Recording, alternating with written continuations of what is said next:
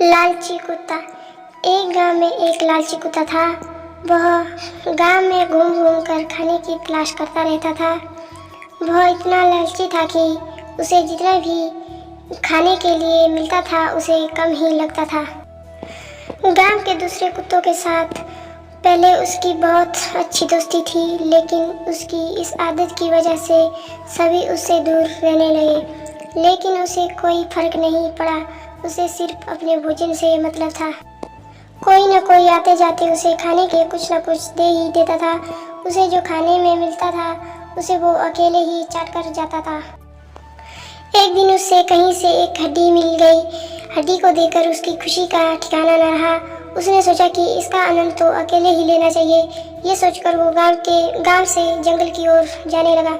रास्ते में वह पुल के ऊपर से नदी पार कर रहा था।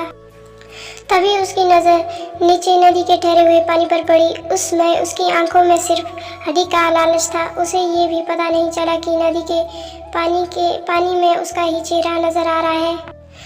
उसे लगा कि नीचे भी कोई कुत्ता है, उसके पास एक और हड्डी है। उसने सोचा कि क्यों ना उसकी भी हड्डी छीन लूं, तो मेरे पास 2 हड्डियां हो जाएगी। फिर मैं एक साथ 2 हड्डियों को मज़े से खा सकूंगा। ऐसा सोचकर वह जैसे ही पानी में कूदा, उसके मुंह से हड्डी सीधे नदी में जा गिरी। मुंह से छूटकर हड्डी के पानी में गिरते ही कुत्ते को होश आया और उसे अपने किए पर पछतावा हुआ। कहानी से सीख। इस कहानी से हमें ये सीख मिलती है कि हमें कभी भी लालच नहीं करना चाहिए।